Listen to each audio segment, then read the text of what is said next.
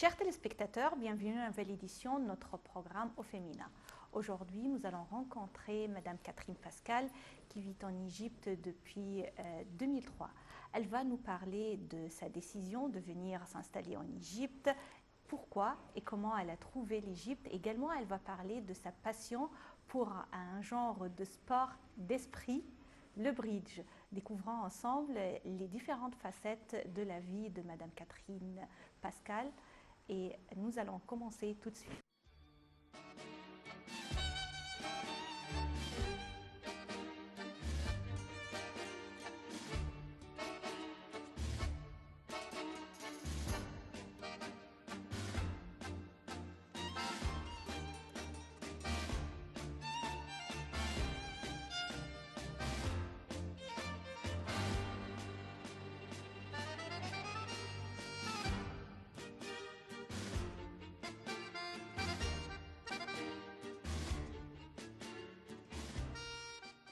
Madame Catherine Pascal, bienvenue à notre programme Au Féminin. Ravie d'être avec vous aujourd'hui. Et on commence toujours notre interview avec la période de l'enfance, puisque c'est une période qui marque la vie de l'être humain pour toujours. Qu'est-ce que vous retenez de cette phase de votre vie? Tout d'abord, moi, je suis ravie aussi de vous accueillir chez moi. Et voilà, on va essayer de faire quelque chose de bien, mais je ne suis pas très actrice, alors on va essayer de faire les choses le mieux possible. Alors, mon enfant, je suis née en France, en Bretagne, dans une ville au bord de la mer. Donc j'adore la mer, mais le climat de la Bretagne, c'est pas le climat de l'Égypte. Donc on ne peut pas aller à la plage comme ici toute l'année. Voilà, j'allais à la plage avec mes parents 2 à 3 mois de l'année. Grandir en Bretagne, vraiment, c'est unique puisque c'est un endroit qui a ses caractéristiques, c'est charmant et c'est unique. Parlez-moi un peu de cette région de la France et de la ville. Alors, j'ai un mari égyptien qui adore la Bretagne parce qu'il y fait un climat beaucoup moins chaud qu'ici l'été. C'est un peu pluvieux, mais voilà, ce qui diffère par rapport à Paris ou par rapport à une grande ville, c'est sûr que c'est plus la campagne, moins de pollution, les espaces sont plus grands, la plupart des gens ont des villas avec des jardins. Enfin, en tous les cas, quand j'étais jeune, c'était comme ça. Oui, ça diffère de Paris, par exemple, où j'ai vécu, mais en même temps, bon, voilà, c'est quand même... les Bretons sont des gens qui s'expatrient beaucoup. Ils adorent l'étranger et dans tous les pays du monde où je suis allée, il y avait toujours des clubs des Bretons. Voilà. C'est plutôt des gens qui sont ouverts, en tout cas. Et si on parle des études, quel genre d'études vous avez choisi? Alors, je suis allée à l'université de droit à Rennes, qui est aussi en Bretagne. Et voilà, j'ai fait donc mon baccalauréat dans ma ville à Saint-Brieuc et l'université de droit à Rennes. Et pour la vie professionnelle, est-ce que quand vous avez commencé votre carrière, c'était dans le même domaine des études, le droit? Non, j'ai commencé dans une grosse société automobile à Paris. Voilà, j'ai travaillé dans le marketing après. Et également, vous aimez bien les aventures, vous avez conquéri l'Afrique. Dites-moi pourquoi. Alors, d'abord parce que j'ai suivi mon mari qui a eu un poste d'expatriation en Centrafrique. Donc voilà, donc je suis partie avec mon mari, mes enfants, et qui étaient tout petits. Et là-bas, comme c'était un pays francophone, donc c'était plus facile pour moi. Donc j'ai trouvé un poste au lycée français de Bangui. Et comme j'avais passé un brevet d'aptitude à la formation d'animateur, avec côté sport, donc j'ai pu exercer comme professeur de sport dans ce lycée. Quand est-ce que vous êtes venu en Égypte? Alors je suis arrivée en Égypte en 2003 avec mon mari, qui travaillait pour une grande société internationale et qui avait quitté l'Égypte juste après ses études, puisque lui il a beaucoup voyagé. Et on lui a proposé donc un poste de directeur général de sa société ici. Donc c'était un retour aux sources pour lui. Et puis sa maman qui était très âgée à l'époque, voilà, il a accepté de revenir ici pour aussi pouvoir être avec elle le plus possible à la fin de sa vie. Normalement, les étrangers qui viennent s'installer ici en Égypte viennent des fois avec des idées, des préjugés. Dans votre cas, qu'est-ce qui s'est passé? Est-ce que c'était le même cas et est-ce qu'il y avait une différence entre ce que vous aviez en tête et ce que vous avez trouvé en réalité? Alors moi, de toute façon, l'Égypte, c'est pour les Français. Je crois que c'est la première destination à l'étranger des Français pour leurs vacances. Donc c'est plutôt un pays magique on étudie quand on est petit à l'école française en France, hein, c'est dans tous les programmes d'histoire, la période des pharaons, les pyramides. Alors moi, pour moi, l'Égypte, c'était le Nil, c'était ce qui était le plus... et les pyramides, évidemment, et tout ce qui était Luxor, Assouan. J'avais déjà visité l'Égypte en touriste. Maintenant, les Égyptiens, la société égyptienne, je la connaissais pas. J'avais rencontré 2, 3 Égyptiens qui étaient en classe avec mon mari à Paris, mais qui vivaient en France, donc il ne me paraissait pas différent de moi. Alors la société égyptienne, oui, c'est différent, mais en même temps, moi je suis quelqu'un qui m'adapte très bien, donc j'ai pas été choquée, enfin j'ai pas été choquée. Donc voilà, j'ai essayé de me fondre à l'intérieur de ce pays et des gens. Vous êtes là depuis 2003. 2003. Oui. Puisque vous êtes là depuis presque 18 ans, où aimez-vous aller en Égypte et qu'est-ce que vous aimez à propos de l'Égypte? Ce que j'aime le plus ici, c'est le climat. Pour moi, c'est le plus merveilleux climat du monde, parce que j'ai vécu dans des pays où il faisait chaud tout le temps, toute l'année, mais avec des degrés d'humidité de 90%, 98%, c'était insupportable, où vous mettez des paires de chaussures dans un placard et vous les retrouvez moisies. Alors moi, j'adore la chaleur, et en même temps, il y a un hiver, et il y a un hiver qui ne dure pas longtemps, qui n'est pas dur, mais il existe, donc on voit des différences de saison, et ça, c'est extraordinaire pour moi. Alors, j'aime avoir chaud, alors évidemment, ici, je suis gâtée par le climat. Deuxième chose, c'est évidemment toute l'histoire de ce pays avec voilà, les pharaons et tout ce qu'on peut découvrir là-dessus. Troisième chose, c'est que j'adore la mer, donc je passe beaucoup de temps au bord de la plage, que ce soit la mer Rouge ou la mer Méditerranée. Donc ça, c'est extraordinaire. Je veux dire, vraiment, on a la chance d'avoir des belles plages.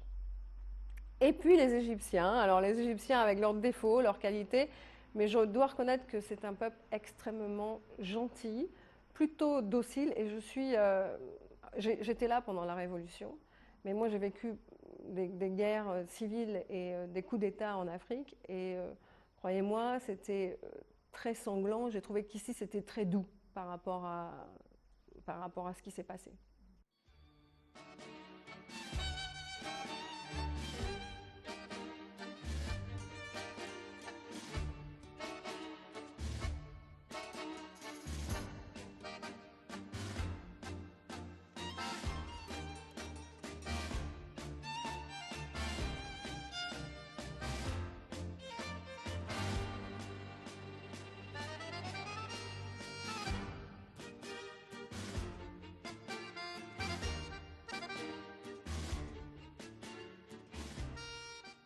Une autre facette de votre vie, c'est la passion ou l'amour pour le sport. Vous avez choisi un genre de sport qu'on considère un tout petit peu sophistiqué, c'est le bridge. Parlez-moi de cette passion. Oui, j'ai toujours été, quand j'étais jeune, j'ai toujours été sportive, mais j'ai surtout été très compétitrice. Je n'aime pas... ça ne m'intéresse pas de faire du sport sans qu'il y ait un enjeu. Voilà, alors, depuis toute petite.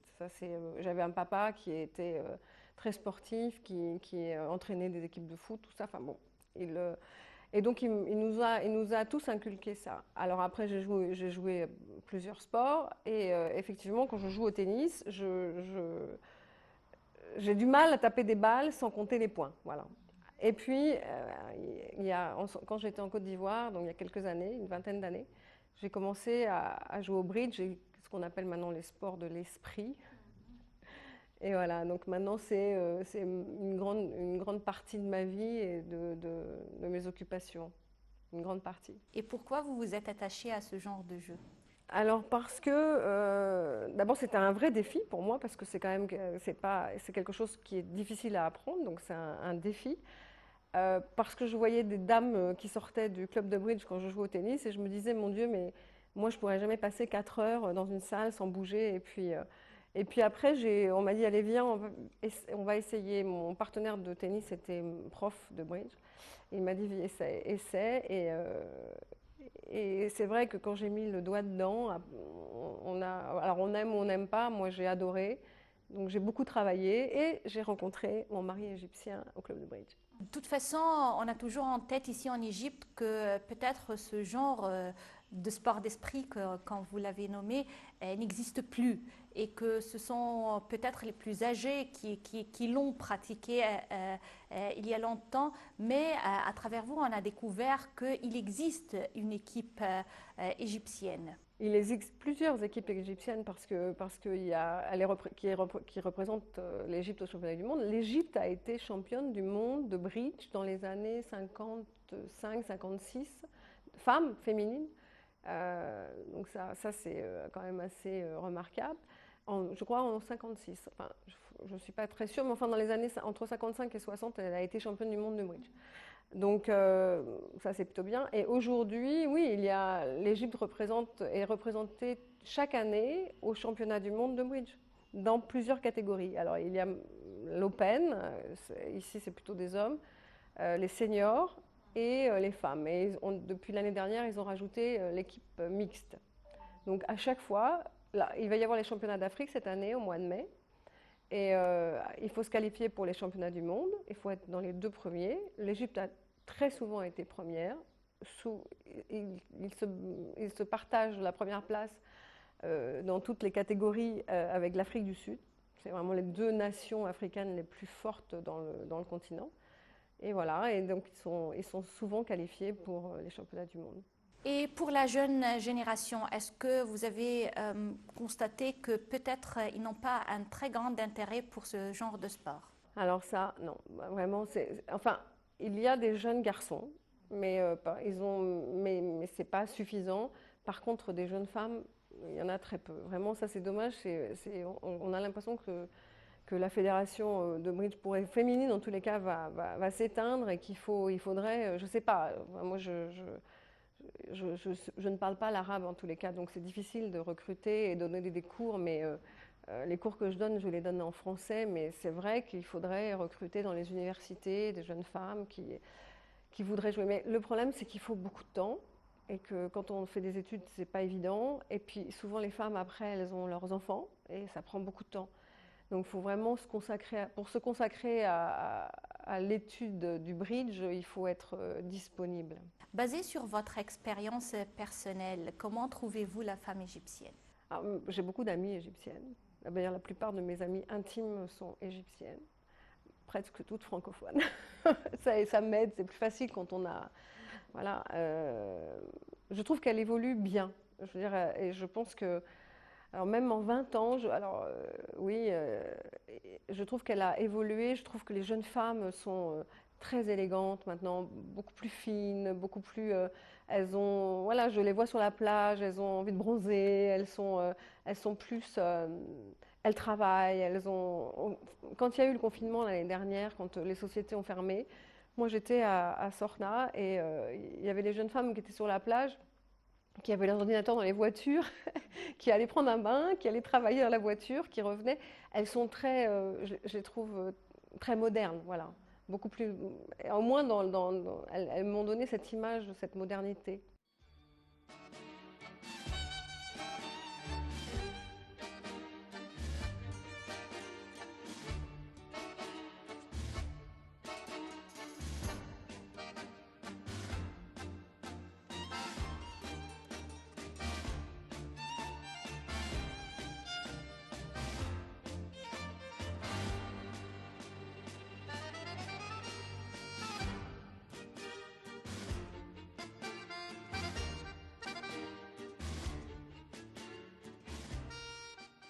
Pour les moments de détente ou de vacances, où aimez-vous aller en Égypte? J'aime bien la plage. Donc, évidemment, j'ai visité les sites, tout ce qui était Luxor, Assouan, tout ça, c'est extraordinaire, à Bou Simbel.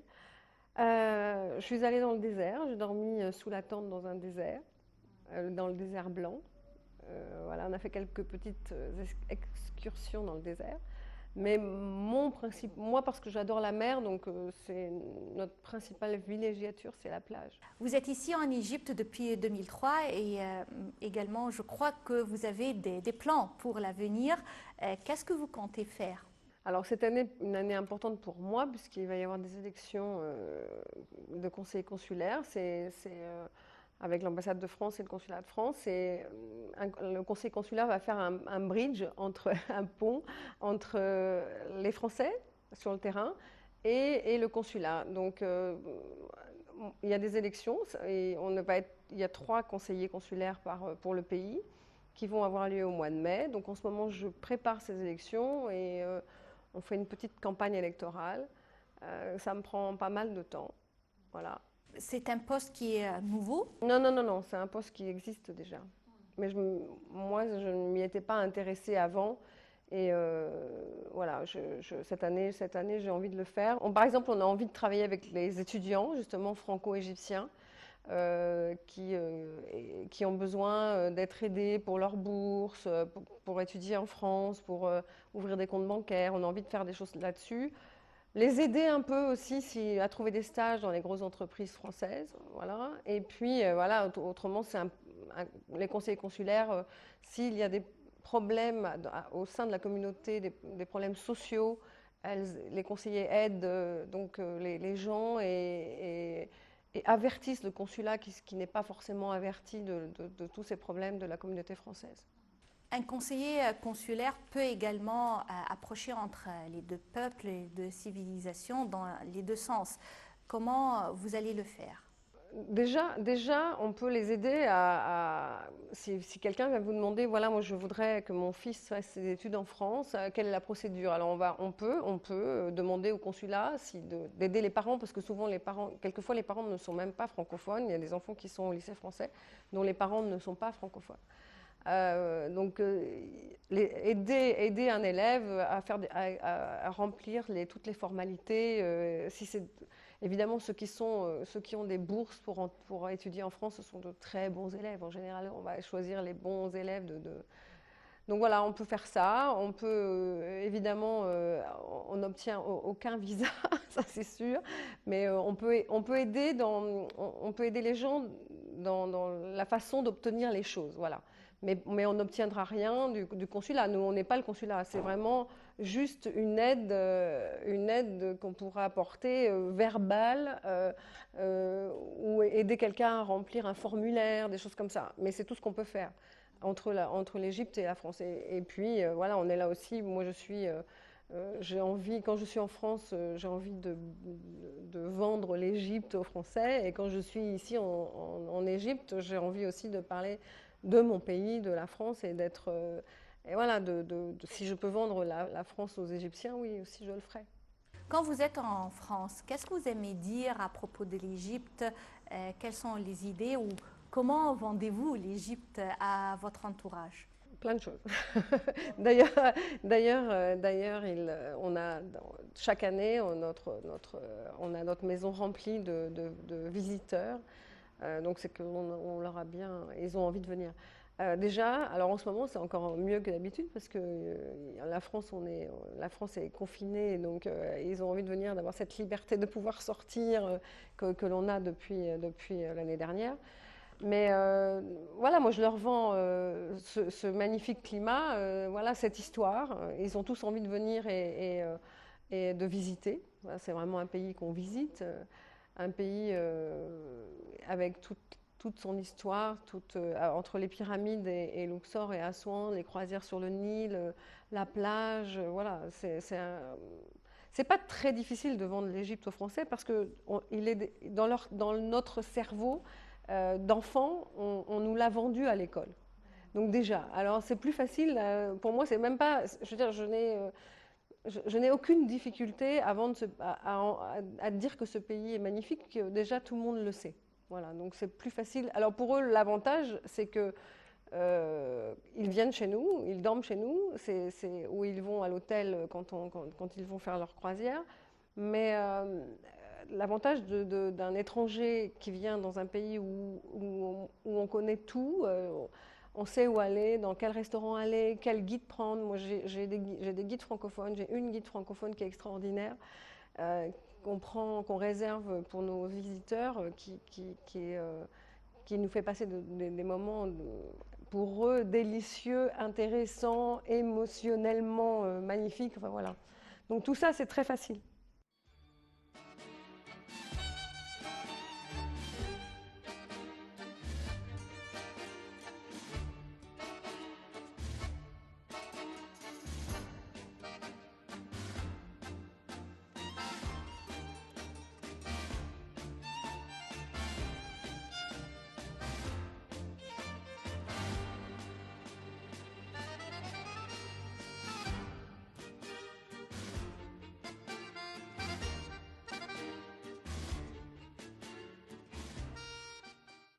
L'Égypte possède des fêtes traditionnelles et religieuses célébrées d'une façon différente de la façon occidentale. Comment voyez-vous ces fêtes comme le Ramadan, par exemple? Alors, évidemment, j'ai plein d'amis qui fêtent le Ramadan, enfin, qui jeûnent pendant le mois de Ramadan et puis qui font les iftars et les sohours le soir.